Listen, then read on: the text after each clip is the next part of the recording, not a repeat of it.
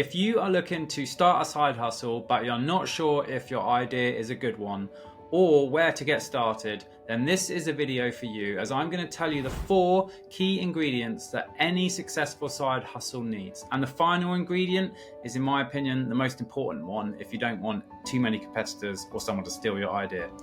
This is actually going to be part 1 of a 3-part side hustle series that I hope will help you to start a successful side hustle. So if you want to hear parts 2 and 3, don't forget to hit the like button and the subscribe button and the notification button so you don't miss out. So lots of you have been asking how to start a side hustle, and it doesn't really surprise me. Over the last 10 years, NHS staff have had absolutely savage pay cuts. Burnout is unfortunately rife. The cost of living crisis is just making things harder, and lots of you are looking to get a side hustle. And 9 years ago, I was in a very similar position and I started Medic's Money.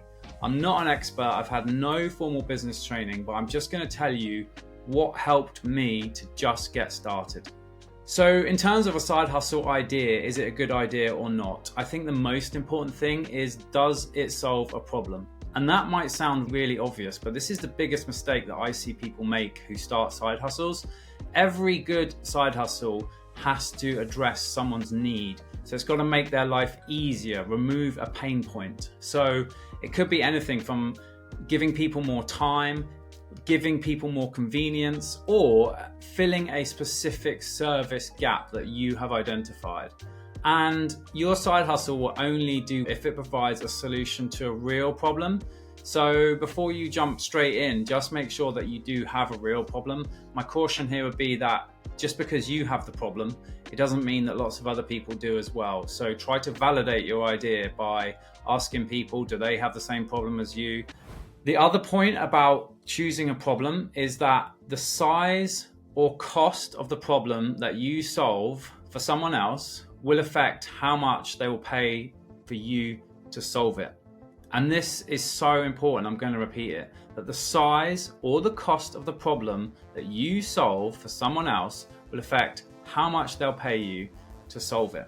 Let's just say you sell used cars worth less than £1,000, okay? You are not going to make a significant amount of cash doing that versus someone who sells supercars to the rich and wealthy. Often the cars might cost several £100,000. They are solving a problem for ultra wealthy people, and the ultra wealthy people are happy to pay them a massive amount of money. Point number 2 is really important, especially for doctors, is have a passion. And this is so important for doctors or other dedicated professionals if you're thinking about starting a side hustle. And I've said this to serious business people, and they've literally laughed in my face saying that you don't need a passion.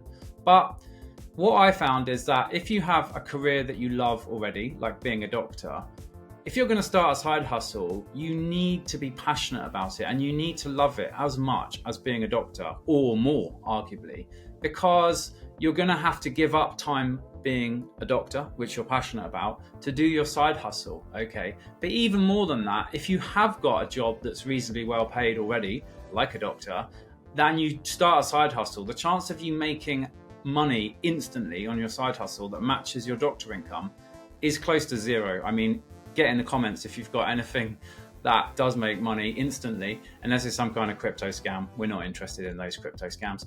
But the point I'm making is that you are going to have to replace one passion, being a doctor, with another passion, doing your side hustle. And if it's not going to make money initially, so you need passion to carry you through that initial time. And for us, when we started, you know, our first podcast in the first month, we had 8 downloads, but we carried on doing it because we were passionate about doing it. Now we get 40 to 50,000 downloads a month, and we're about to go over 1 million downloads. But you need that passion to carry you through. And in a way, this YouTube channel is an example of passion. We started really small. I think we've got less than 3,000 subscribers at the moment, but we're passionate about it. So every single week we're delivering value to you guys, and hopefully more and more of you are hitting the subscribe button.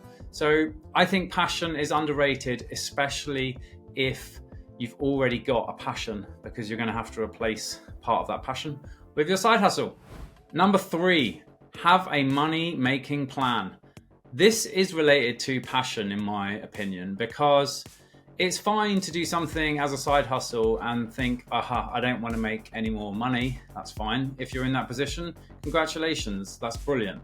But really, if you are going to give up time at your number one job to do your side hustle, eventually that side hustle has to make money. Otherwise, you're literally just going to lose money. If I work 90 hours a week as a doctor, and then I start doing my side hustle for 40 hours a week, so I only do 50 hours as a doctor and 40 hours as a side hustle, I'm gonna lose that 40 hours of doctor income just to do my side hustle. So you need to have a money-making plan with your side hustle.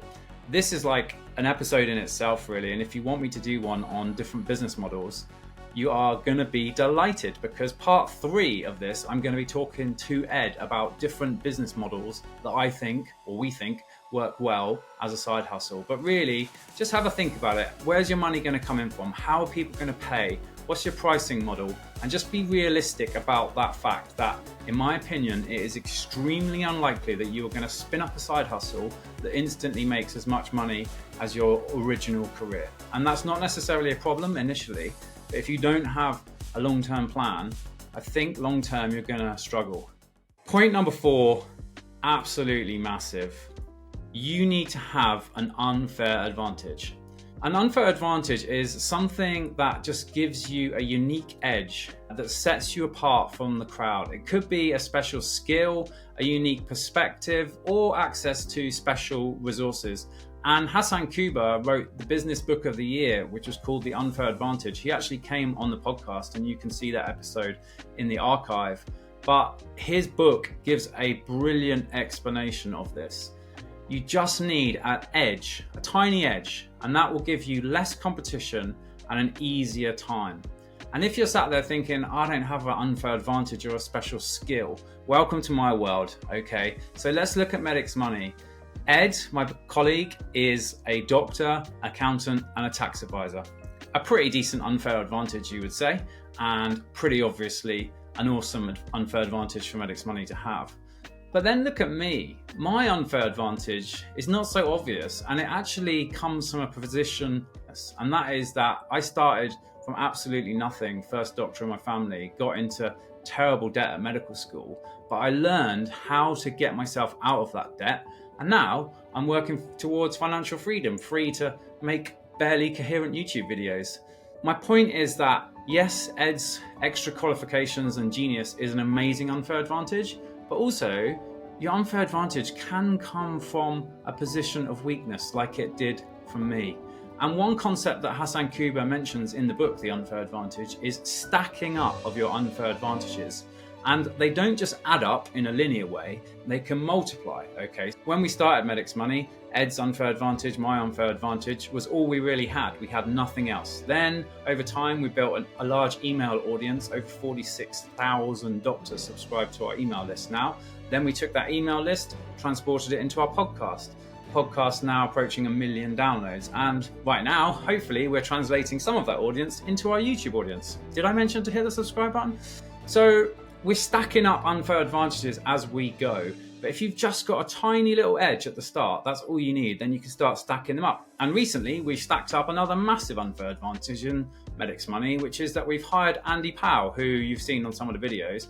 Andy's got a 30-year career as one of this country's most respected specialist medical accountants, okay? So that's just another unfair advantage that we've stacked on top. So just from those 2 initial unfair advantages that me and Ed had, we've stacked them up. And this just means that it's going to be easier for you in all respects. You're going to have less chance of having competition, or that somebody can come and replicate your service and undercut you. You're probably going to make more if you've got more unfair advantages. So I know you have an unfair advantage. It might be from a position of strength like Ed and Andy, or it might be from a position of weakness like me, but you do have that unfair advantage. You just got to find it and build it into your side hustle in a way. In summary, before you start your side hustle, make sure you're solving a legitimate problem that lots of other people have. Make sure that you have a money-making plan. Make sure that you're passionate about it. Otherwise, it's not going to be sustainable, and you're just going to give up when the going gets tough and go back to your old job. And make sure that you leverage your unfair advantage. If you found this video useful, give it a thumbs up, hit the like button, and don't forget to subscribe for the channel. In part 2 of this video series about side hustles, I'm going to be telling you about side hustle business models that can mean that you work less but earn more. Yep, it's not a scam. It's a vital concept to understand before you start your side hustle, and that is the concept of leverage. So I'll see you on the next video.